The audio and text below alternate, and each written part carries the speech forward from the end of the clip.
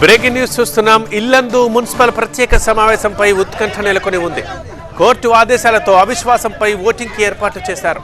17 మంది కౌన్సిలర్లలో ఇద్దరిని తీసుకెళ్లాయి కాంగ్రెస్ సిపిఐ శ్రేణులు.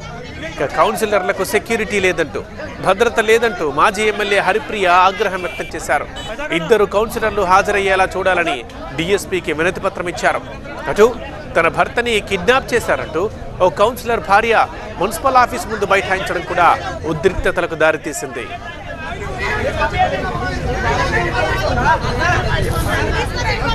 మరింత సమాచారం మా సీనియర్ కరెస్పాండెంట్ నారాయణ అందిస్తారు ఫోన్ లైన్ లో.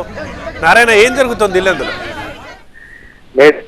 మున్సిపల్ చైర్మన్ దమ్మాలపాటి వెంకటేశ్వరరావుపై అవిశ్వాస తీర్మానం ఇచ్చిన సందర్భంగా ఓటింగ్ కోసం ప్రత్యేక సమావేశం నిర్వహిస్తున్నారు. ఉదయం 11 గంటలకు సమావేశం ప్రారంభమైంది. ఈ క్రమంలో 17 మంది కౌన్సిలర్లు సమావేశం లోపలికి వెళ్తున్నటువంటి సమయంలో 15 మంది లోపలికి వెళ్లారు. ఇద్దరు కౌన్సిలర్లు గేట్ వద్ద నుంచి, అంటే బీఆర్ఎస్ కు చెందినటువంటి కౌన్సిలర్ నాగేశ్వరరావును బయటికి తీసుకెళ్లేటువంటి క్రమంలో బీఆర్ఎస్ కాంగ్రెస్ శ్రేణులు పోటాపోటీగా ప్రయత్నం చేసి ఈ సందర్భంగా ఎమ్మెల్యే కోరం కనకయ్య, మాజీ ఎమ్మెల్యే హరిప్రియ నాయక్ పోటాపోటీ కూడా అతన్ని లోపలికి తీసుకెళ్లే క్రమంలో కొంత వాగ్వాదం, తోపులాట జరిగింది. 144 సెక్షన్ అమల్లో ఉన్నటువంటి నేపథ్యంలో బీఆర్ఎస్ కు చెందినటువంటి మాజీ ఎమ్మెల్యే హరిప్రియని ఏ విధంగా గేటు దగ్గరకు అనుమతి ఇచ్చారు అనేది కాంగ్రెస్ శ్రేణులు వాగ్వాదానికి దిగినటువంటి సందర్భంలో ఈ ఉత్కంఠ నడుమ అతన్ని లోపలికి వెళ్లకుండానే ఎమ్మెల్యే, మాజీ ఎమ్మెల్యే ఇద్దరు కూడా బలవంతంగా బయటికి తీసుకెళ్లారు. ఈ సందర్భంగా మరికొద్ది అంటే ఒక 10 నిమిషాల తర్వాత కౌన్సిలర్ భర్తకు సంబంధించినటువంటి భార్య, కూతురు కూడా ఇల్లందు మున్సిపల్ కార్యాలయం గేటు వద్ద బైఠాయించి ఆందోళన నిర్వహిస్తున్నారు.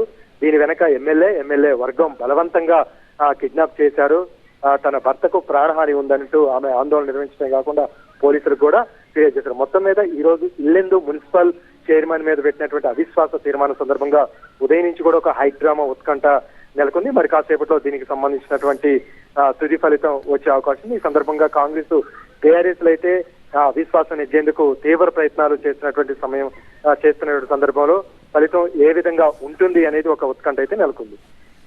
ఓకే నారాయణ.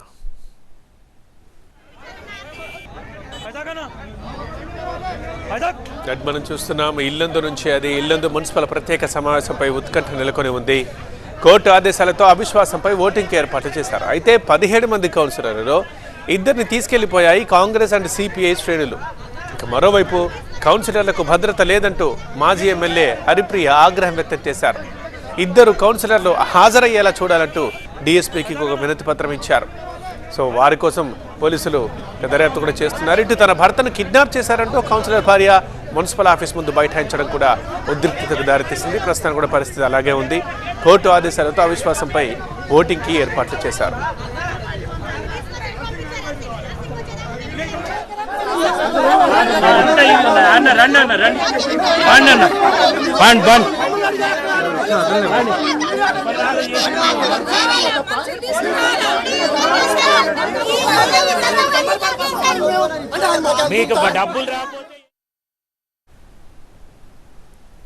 ఇంతకీ ఇద్దరు కౌన్సిలర్లు ఎక్కడ?